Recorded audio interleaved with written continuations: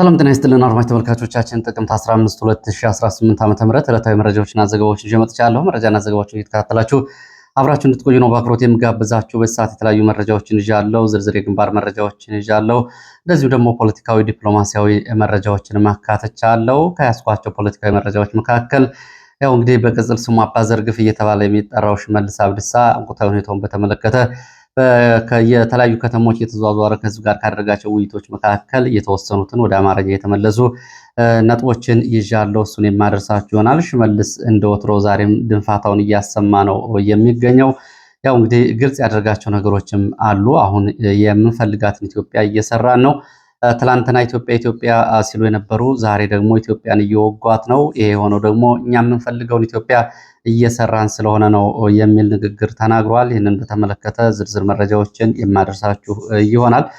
ተጨማሪ እንደዚሁ የግንባር መረጃዎችም አሉኝ። ፋኖ እንግዲህ ለሚሊሻ አባላቱ የተለየ የደህንነት ዋስትና ፓኬጅ ወይም ደግሞ እቅድ ማዘጋጀቱንም እንደዚሁ የፋኖ አመራሮች ገልጸዋል። በተመሳሳይ እንግዲህ የቀድሞው የመከላከያ መምሪያ የፈንጅ ማምከን ጽሕፈት ቤት ኃላፊ ኮሎኔል አበራ ዛን ነው አሁን በፋኖ እጅ የጸረ ተሽከርካሪና ጸረ ሰው የሆኑ ፈንጂዎችን በማምረት ፋኖ እየታጠቀ መሆኑን በዚህ መንገድ ገልጸዋል። እንግዲህ ይህንንም በተመለከተ በዚህ ሰዓት ካያስኳቸው ዝርዝር የፋኖ ነክ መረጃዎች የማደርሳችሁ ይሆናል። እየተከታተላችሁ አብራችሁ እንድትቆዩ ነው በአክብሮት የምጋብዛችሁ። ሀሳብ አስተያየት ቢኖራችሁ ጥቆማ ዜና@gmail.com ላይ ልታደርሱ ትችላላችሁ። ባህር ዳር ዙሪያ በነበረው ውጊያ እንግዲህ ከ5 በላይ የአድማ ብተና መሪዎች ወይ ደግሞ አዛዥ የሆኑ ተማርከዋል። ከዚህ ጋር በተያያዘ የደረሰውን ጉዳት አሃዛዊ መረጃዎች ይፋ ተደርገዋል። እሱንም ወደ እናንተ የማደርስ ይሆናል። እስከ መጨረሻው አብራችሁ እንድትቆዩ ነው በድጋሚ የምጋብዛችሁ።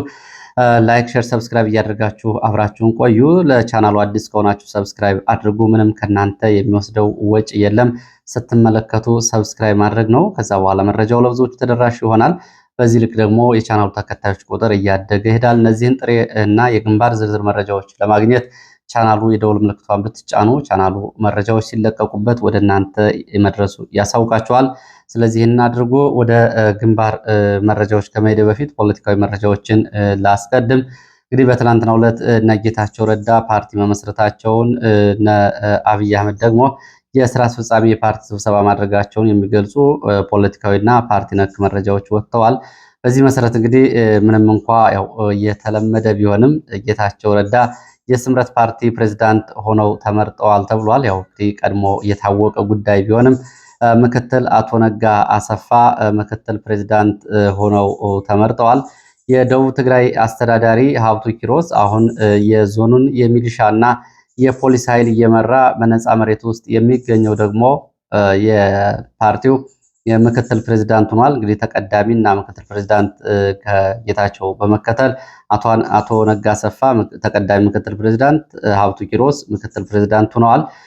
በዚህ ደግሞ በፓርቲው ደግሞ የጽህፈት ቤት ኃላፊ ወይም ደግሞ የፓርቲው ጸሐፊ ደግሞ ሰብለ ካሳይ ሆና ተመርጣለች። እንግዲህ ፓርቲው ነው። ይህንን በተመለከተ እንግዲህ ከወጡ አስተያየቶች መካከል ያው በጣም አስቂኝ የሆኑት የህወሓት ደጋፊ ሚዲያዎች ይህንን የፓርቲ ምስረታ በተመለከተ ታሪክ ራሱን ደገመ ብለውታል። ታሪክ ራሱን ደገመ እንግዲህ በ1983 ዓ.ም በህወሓት ወደ መሀል ሀገር በሚያደርገው ግስጋሴ አዴት አክሱም ላይ የኦህዴድን መስርቶ ነበረ። ከሌሎቹ የኦሮሞ ኃይሎች ጋር ለመስራት ስለሚቸገር በወቅቱ ህወሓት ኦህዴድን መስርቶ ነበረ። ዛሬ ደግሞ ኦህዴድ ጊዜ አግኝቶ ደግሞ ከነደብረ ጽዮን ህወሓት ጋር ለመስራት ስለሚቸገር ሌላ እንደዛ አይነት ተመሳሳይ ቡድን ስምረት የሚል ቡድን አቋቁሟል የሚል አስተያየት እየሰጡ ነው። እንግዲህ ታሪክ ራሱን ደገመ። ከዚህ በፊት ብአዴንንም የፈጠረው ህወሓት ነው። ኦህዴድንም የፈጠረው ህወሓት ነው። ደኢህዴንም የፈጠረው ህወሓት ነው። ሶዴፓንም ሌላውንም የፈጠረው ህወሓት ነው። ህወሓት ለራሱ በሚል ነው የፈጠራቸው። እነዚህ የህወሓት አሻንጉሊቶች በህዝብ ስም ቦታ ላይ የተቀመጡ ነበሩ በሚል ተችቶች ሲቀርቡ እነዚህ የህወሓት የደጋፊ ሚዲያዎች በፍጹም እያሉ ሲቃወሙ ነበር። አሁን ግን ታሪክ ራሱን ደገመ በሚል እነሱ የሰሩትን ዛሬ በራሳቸው ላይ መሰራቱንና ያው እንግዲህ ቁና መሰፈሩን ገልጸዋል። ያም ሆኖ ግን ጊዜው ከመሸ በመደረጉ ሊሳካ አይችልም ሲል እንግዲህ ታሪካዊ ክስተቱን ገልጸውታል።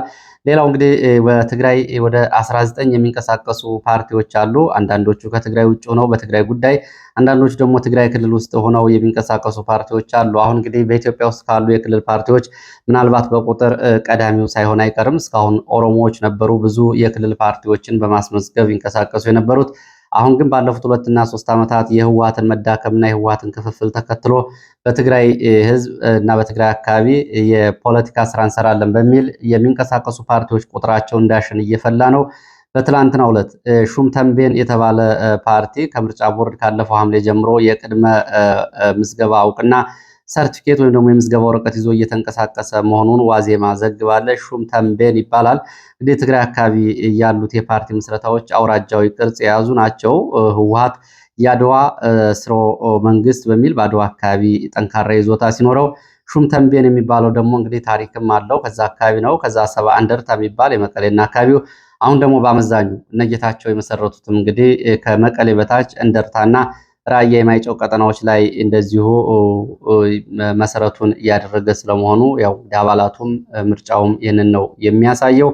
በአጠቃላይ እንግዲህ ትግራይ በዛ በጥቂት ቆዳ ስፋትና በትንሽ ህዝብ ውስጥ ይህን ያክል ፓርቲ ያለው ሁኔታ እንግዲህ በምን ያክል ውስጣዊ ክፍፍሉ እያደገ እንደሆነም የሚያሳይ ነው።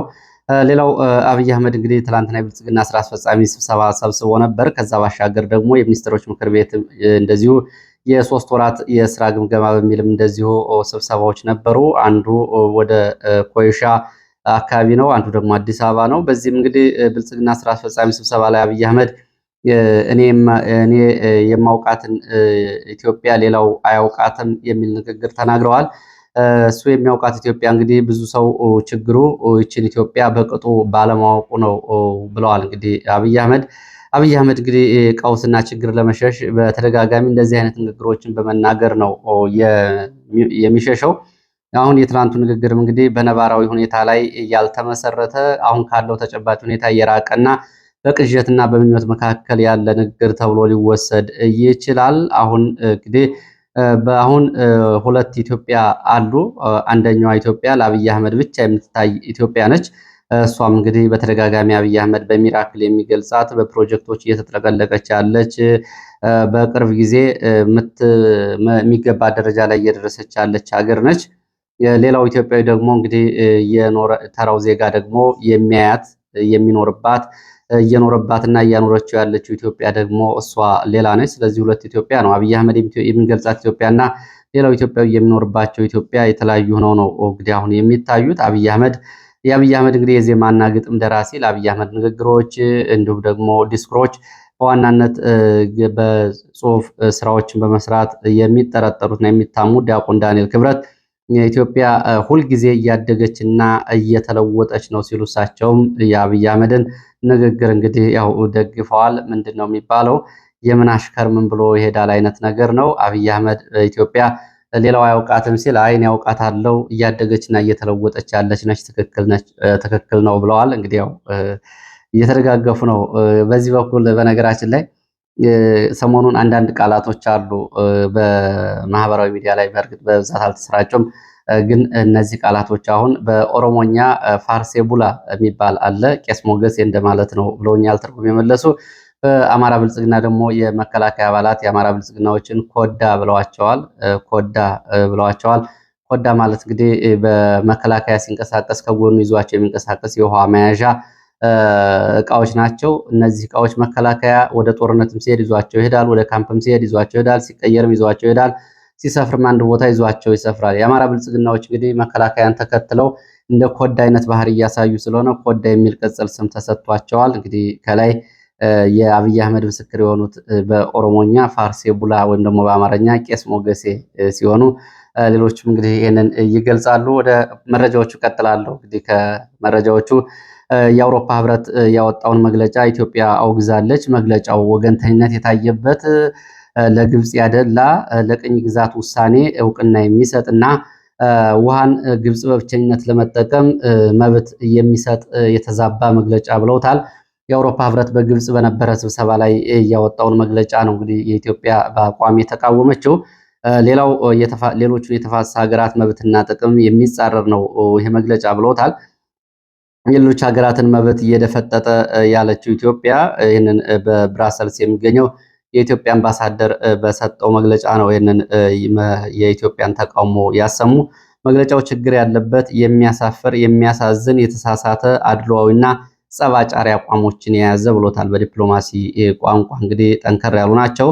በዚህ እንግዲህ ተቀባይነት የሌለው ተብሏል። በኢትዮጵያ በኩል ይሄ ምላሽ እየተሰጠው በግብጽ በአውሮፓ ህብረትና የግብጽ ስብሰባ ላይ የአውሮፓ ህብረት ለግብጽ ውሃ ደህንነት ዋስትና ማግኘት አለባት፣ ዋስትና እንድታገኝም ከግብጽ ጎን ቆማለሁ።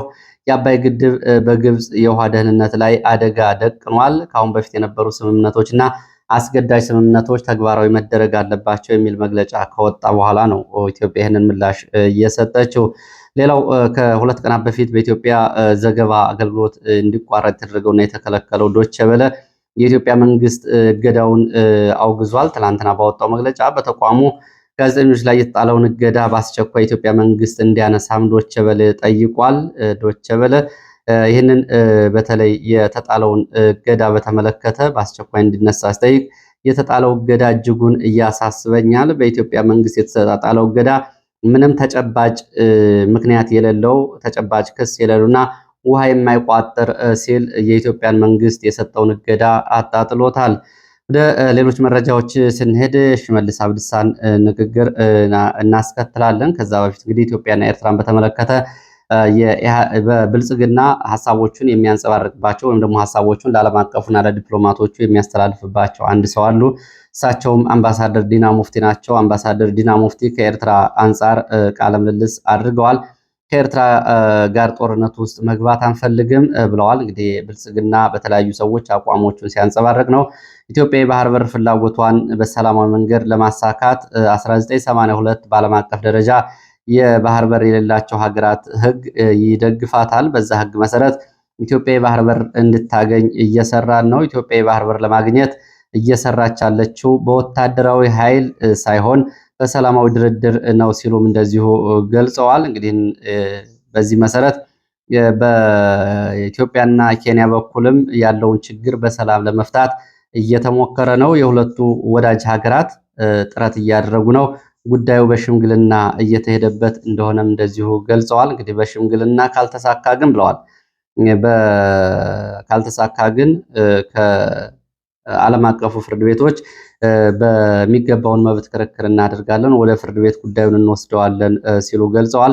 እንግዲህ ሰሞኑ ከወታደራዊ አዛዦቹና ከብልጽግና ባለስልጣናት ንግግር አንጻር የአምባሳደር ዲና ሙፍቲ ቃለ ምልልስ ዲፕሎማሲያዊ ነው ተብሎ ሊታይ የሚገባው ነው። ሆኖም ግን በዚሁ ግንባር ከሁለት ቀናት በፊት የጠቅላይ ሚኒስትር አብይ አህመድ የምስራቅ አፍሪካ ጉዳዮች አማካሪ ጌታቸው ረዳና የብሔራዊ መረጃና ደህንነት ዳይሬክተር አምባሳደር ሬድዋን ሁሴን በአፋር አሰብ ግንባር በተለያዩ ወታደራዊ ግንባሮች በመገኘት ከአሰብ 50 ኪሎ ሜትር፣ 40 ኪሎ ሜትር እና 35 ኪሎ ሜትር ርቀት ላይ በሚል በብልጽግና ሚዲያዎች እንግዲህ ሲያስነግሩት የነበረው ዜና አለ። ወደ ግንባር ሄደው ጉብኝት አድርገዋል። በዚህ ምክንያት በኤርትራ በኩልም በዚህ ቀጠና ደግሞ የኤርትራ ቀይ ባህር አፋሮች ነጻነት ታገኝ ባለው ድርጅትም እንደዚሁ ጉብኝት አድርገዋል። እሱም መግለጫዎችን አውጥቷል። ያለው ውጥረት ይህንን ነው የሚመስለው። ሌላው እንግዲህ የሽመልስ አብዲሳ ንግግር ነው። ሽመልስ አብዲሳ ወይም ደግሞ አባ ዘርግፍ እንግዲህ ሌላውን ሰባብረን ጥለናል፣ እኛን የመሰለች ኢትዮጵያ መስራት ስንጀምር ድሮ ኢትዮጵያን እራትና ምሳ ያደረጓት አሁን ሌላ ማለት ጀምረዋል ሲል ተናግሯል። ይሄ ትልቁ ስኬታችን ነው ብሎታል ሽመልስ አብዲሳ። አሁን እኛ ኢትዮጵያ ስንል እነሱ ኢትዮጵያን ጠሏት፣ የድሮ ኢትዮጵያ ማንንም አትመስልም ብሎ በርከት ያሉ የኩሽ ማህበረሰብ ያላቸውን ከዘረዘረ በኋላ በመጨረሻ አማራንም ትግሬንም አትመስልም በሚል ይህንን በሳቅ ከቶበት እነሱንም አላካተተችም ነበር ብሏል። አሁን እንግዲህ ሽመልስ በየቤተ መንግስቱ መደራጀት አለባችሁ፣ በየትኛውም ቤተ እምነትም መደራጀት አለባችሁ፣ በየሲቪክ ማህበራቱ ተደራጁ፣ በዚህ መንገድ የምንፈልገውን እናደርጋለን፣ ሌላውን ግን ሰባብረን ጥለነዋል ነው ያለው። እንግዲህ ከዚህ አስከትሎም 4 ኪሎ የአያት ቅድመ አያቶቻችን ነው ሲሉ የነበሩ በሙሉ ከ4 ኪሎ ስንጠራርጋቸው እንወዳታለን የሚሏት ሀገራቸው ላይ ጦርነት ከፈቱባት ብሏል። እንግዲህ አራት ኪሎ ገና ከአራት ኪሎ ገና እናርቃቸዋለን፣ በደንብ እንገፋቸዋለን። እነሱ የአባታችን ቤት ተቀማን ብለው እንወዳታለን የሚሏት ሀገራቸው ላይ ጦርነት ሲከፍቱ መሬቱን ተቀምቶ ትናንትና ቅኝ ግዛት የተገዛ የነበረው ህዝብ ውስጥ የወጡ ግን አሁንም እነዚህ ይህንን የኦሮሞ ውስጥ ከኦሮሞ እጅ የገባውን እድል ለማስነጠቅ ከነሱ ጋር እየተሰለፉ ባንዳዎች አሉ። እነሱንም ልክ እናስገባቸዋለን ብሏል። እንግዲህ ከኛ የወጡ እነዚያ ብሏል ሲደግማቸው እነዛ ወደፊትም 4 ኪሎን እንዳይደርሱበት እናደርጋቸዋለን። በእነሱ መደብ በህዝባችን ላይ ግፍ ተፈጽሟል። 4 ኪሎ ለባለቤቱ ተመልሷል ብሏል። እንግዲህ ከዚህ ከኛ ወጥተው በዚያ ባንዳ የሆኑትን ግን በቅርቡ ልክ እናስገባቸዋለን ሲል ተናግሯል። ያው እንግዲህ ሽመልስ ወደ መድረክ ከወጣ ፊት ለፊት የሚሰሩትን በቀጥታ በመናገር አባዘርግፍ የሚል ስም ወጥቶለታል። ለማንኛውም ትላንትናም ደግሞ እንዲሁ ሽመልስ በሚያስተዳድረው ዞን ምዕራብ ሸዋ ዞን ውስጥ የኖኖ ወረዳ አስተዳዳሪን አስተያየት በተመለከተ እንደዚሁ አስተያየቱን ሰምቸዋለሁ ያሉ አንድ የኢትዮ ፎከስ አድማጭ የቀድሞ የብአዴን ብልጽግና ባለስልጣን ቅስቀሳው ድንጋጤ እንደፈጠረባቸውና እንደተሰማቸው ገልጠዋል። ይህንን የስልጣን ላይ በሆን እንደሌላው ካድሬ በህዝብ ላይ የተጠራውን ዘር ማጥፋት እንዲሁ እመለከተው ነበር ወይስ ደግሞ ሌላ ነገር ፈጥር ነበር ብዬ ሳስበው ምንም እንደማላደርግ ግን አውቀዋለሁ። ግን የገባኝ ነገር ቢኖር አሁን የኦህዴድ ብልጽግና ሰዎች ይህንን የሚያደርጉት ማንም የአማራ ብልጽግና ቀና ብሎ እንደማይናገራቸው እርግጠኛ ስለሆኑ ነው። ኦህዴድ ብልጽግና አሁንም የቆመው በአማራ ብልጽግና ትከሻ ነው። የሚገርመው በአማራ ብልጽግና ትከሻ መቆማቸውን ኦህዴዶች አንዳንድ ጊዜ ይረሱታል። የአማራ ብልጽግና የራሱን ህዝብ አሳልፎ ሰጥቶ እነሱን ግን ተሸክሞ ነው ያለው። ስለዚህ የነሱ እግሩ የብአዴን ብልጽግና ነው ሲሉ ይህንን አስተያየት አድርሰዋል። የብአዴን ብልጽግና ከቻለ የተወሰነ አቋም በጣም ከጠነከረ ደግሞ ሌላ አማራጭ ሊከተል የሚችልበት እድል ከፊቱ ተቀምጧል ሲሉ ይህንን አስተያየት ሰጥተዋል። የአማራ ብልጽግና ለኦህዴድ ብልጽግና ታማኝነቱን ለማረጋገጥ ከፋኖ አንጻር እየተከተለ ያለው አደገኛ እርሾ ጨራሽ ፍትጊያ ቃል በቃል ነው ያሉት። እርሾ ጨራሽ ፍትጊያ ይህን ፍትጊያ ቀንሶ የራሱን አማራጭ በመፈለግ ራሱንም ከባርነት ቀንበር ህዝቡንም ከተሳለለት ሰይፍ የሚያድንበት ቀጭን እድል አለው። ይህንን መንገድ የተከተለ እንደሆነ መከበርንም ማስከበርንም እጁ ላይ ይወድቅለታል፣ ይህንንም ይለማመደዋል ብለዋል። እንግዲህ በርከት ያለ ረዘም ያለ አስተያየት ነው እያጋሩት። ይህ እንግዲህ ያው ከአላቸው አሁን ሁኔታውን በአርምሞ እየተከታተሉ ከሚገኙ የብአዴን ብልጽግና የቀድሞ ባለስልጣናት መካከል አንዱ ያደረሰው አስተያየት ነው። ወደ ሌሎች መረጃዎች እሄዳለሁ። ወደ ሌሎች መረጃዎች ሲሄድ ወደ የሚሊሻው የተዘጋጀውን አማራጭ የተመለከተውን መረጃ ደርሳለሁ። ለሚሊሻ አባላት ልዩ የዋስትና እቅድ ተዘጋጅቷል ተብሏል።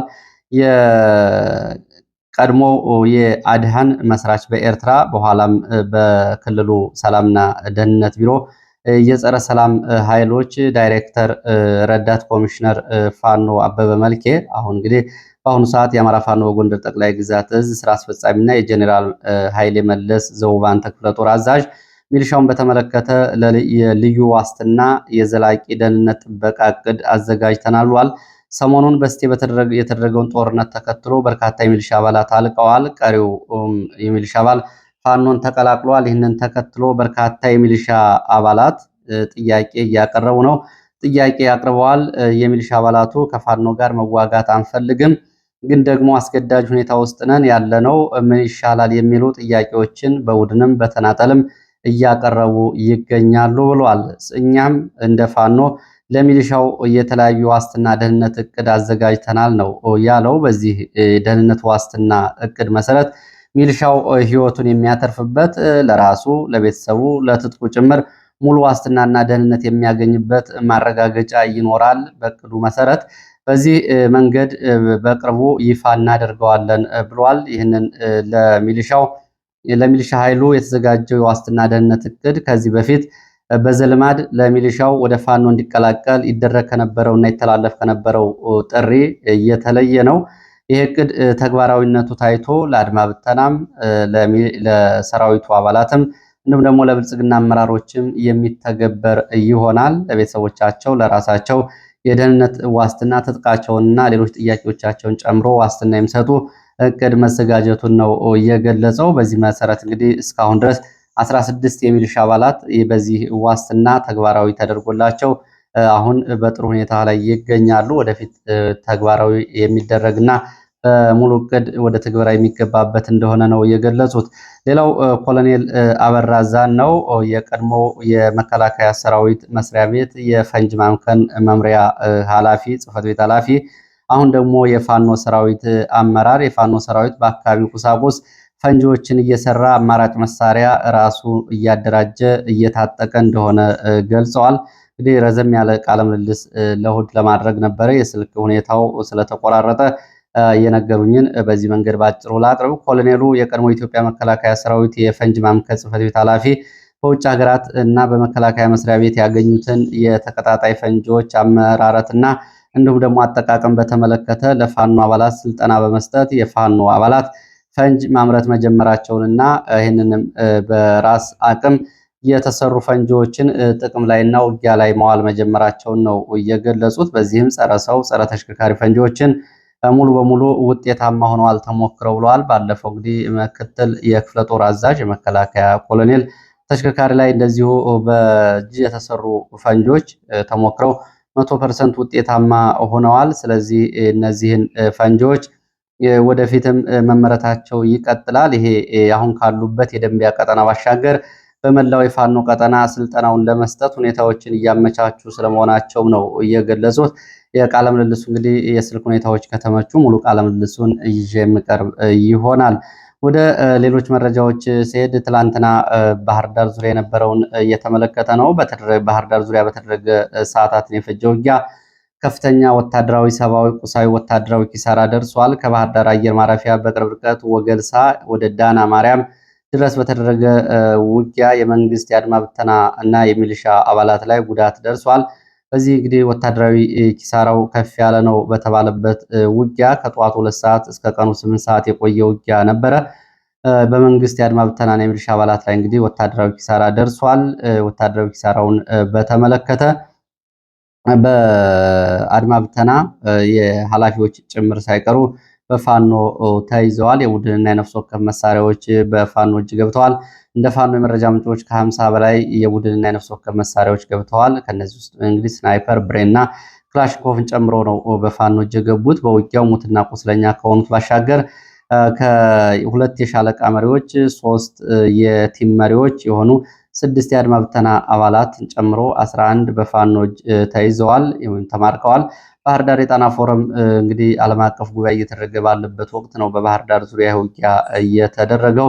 ዛሬ ወደ አካባቢው ከባህር ዳር አየር ማረፊያ ተጨማሪ የመከላከያና የአድማ ብተና ኃይል ስለመንቀሳቀሱ ነው እየተገለጸው። ይሄ ስምሪት የተደረገው በነገራችን ላይ ትናንትና የተደረገው ውጊያ ወደ ዳና ማርያም ቋሪት አምባ ተብሎ የሚጠራው አካባቢ የእግረኛ ሰራዊት የአድማ ብተና የገባው ባለፈው ሳምንት ዳና ማርያም ተብሎ የሚጠራው አካባቢ ተከታታይ የድሮን ጥቃት ከተፈጸመ በኋላ ነው። እንግዲህ ስልታዊ ጥቃት የድሮን ጥቃት ከተፈጸመ በኋላ እግረኛው እንዲገባ ይደረጋል የተባለው እንግዲህ ከአንድ ሳምንት በኋላ እግረኛ ቢገባም እግረኛውን ጉዳት አስተናግዷል። ወልዲያ ዙሪያ ወታደሮች በሌሊት ከካምፖቻቸው እየጠፉ መሆኑን የሚገልጽ መረጃ ወጥቷል። ከካምፖች የሚጠፉ ወታደሮች በሚሊሻ እየተጠበቁ ነው ተብሏል። እንግዲህ ወደ 13 ወታደሮች መለዮ ሲቪል ልብስ ለውጠው ሲጠፉ በሚሊሻ ተይዘው ለመከላከያ ተላልፈው ተሰጥተዋል። ከ13ቱ አንዱ ደግሞ መስመራዊ መኮንን እና ማዕረግ ያለው መሆኑን የመረጃ ምንጮቹ ገልጸዋል። መኮንኑና እሱ የሚመራቸው ወታደሮች ናቸው መሳሪያቸውን በአነስተኛ ገንዘብ ሽጠው ለመክዳት ሲሞክሩ የተያዙት። ለሰራዊቱ መቀጣጫ ይሆናል በሚል እርምጃ ሊወሰድባቸው ይችላል ብለዋል የመረጃ ምንጮቹ። በሌላ ዜና እዚሁ ሰሜን ወሎ በደጋማው አካባቢ ጋዞና ስታይሽ ዙሪያ ከተማ ዙሪያ በተደረገ ውጊያ ሰብአዊ፣ ቁሳዊ፣ ወታደራዊ ኪሳራ ደርሷል። 8 የነፍስ ወከፍ መሳሪያዎች በፋኖ እጅ ሲገቡ 4 ወታደሮች ደግሞ ተማርከዋል። በውጊያ በተደረገባቸው መንደሮች በተደረገ ፍተሻም እንደዚሁ መሳሪያዎች ደብቀው ሊጠፉ የነበሩ ሁለት ወታደሮችም ሲቪል ለብሰው በፋኖ ስለመያዛቸው መረጃዎች ጠቁመዋል። እንግዲህ ሰራዊቱ መለዮውን እያወለቀ ሲቪል ልብስ እየለበሰ ለመጥፋት የሞከረው ለፓርቲ ስልጣን በሚል ከፍተኛ ዋጋና እልቂት ውስጥ በመግባቱ ነው። ከራሳችን ህዝብ ጋር ያለው ውጊያ መቼ ነው የሚቆመው በሚል በርካታ የሰራዊቱ አባላት ጥያቄ እያቀረቡ ነው የሚገኙት። በሌላ ዜና ባለፈው ሳምንት ማዕከላዊ ጎንደር አለፋ ወደ ደልጊ በበግ መንክር ተብሎ የሚጠራው አካባቢ በነበረ ውጊያ የፋኖን ከበባ ሰብሮ እንዲወጣ መረጃ ቀድማቸው አውጥታችኋል የተባሉ የሚሊሻና የመከላከያ ሻለቃ መሪዎች እንደዚሁ ተይዘው ታስረዋል የሚል መረጃ ወጥቷል። ወታደራዊ አዛዦቹ ተስፋ በመቁረጥ የራሳቸውን አባላት በዚህ መንገድ እየያዙ እርምጃ እየወሰዱ ይገኛሉ። በዚህ መንገድ እንግዲህ ያለው ሁኔታ ይህንን ያሳያል ተብሏል። ወደ ሸዋ ስንሄድ በሸዋሮቢት ብልጽግና በጸጥታ ኃላፊው ለማ ወንዳፈረው መገደልን ተከትሎ መግለጫ አውጥቷል። ትላንትና ረፋድ እንግዲህ ሸዋሮቢት ከተማ የተገደሉት የጸጥታ ኃላፊና የሚሊሻ አባላት አጃቢዎቹ ይህንን ያደረጉት ፈሪዎች ናቸው ሲል የከተማው ብልጽግና ገልጿል። የጥፋት እጃቸውን እስከ መጨረሻው እንቆርጣለን ብሏል። እንግዲህ ይህንን እንቆርጣለን ነው ያለው። በዚህ እንግዲህ የብልጽግና መግለጫ አንድም እድል አናስቀርም እጃቸውን ለመቁረጥ ብሏል። ፋኖ ደግሞ በሌሊት የብልጽግና ባለስልጣናት ወታደራዊ አመራሮች ላይ በሌሎችም ላይ ተመሳሳይ የተጠና ጥቃትና ኦፕሬሽን ይቀጥላል ሲል ነው የገለጸው። የሸዋሮቢት ብልጽግና የእነዚህን የጥፋት እጆች እስከ መጨረሻው ለመቁረጥ አንድም እድል አናሳልፍም ያለው መግለጫ ከአሁን በፊት ምን ያክል እድሎችን እንዳሳለፉ እነሱ ናቸው የሚያውቁት። ለማንኛውም ይህንን ብሏል። እንግዲህ ስንት ጊዜ በሸዋሮቢት የጸጥታ አመራሮች የብልጽግና ፖለቲካዊ ተሿሚዎች በፋኖ እንደተገደሉ ይታወቃል። አሁንም ተስፋ አልቆረጥም ነው የሚሉት። እነዚህ ነው የሚመስሉ። ስለተከታተላችሁኝ በእጅጉ አመሰግናለሁ። በሌላ ተመሳሳይ መርሃ ግብር እስከምንገናኝ ድረስ መልካም ጊዜ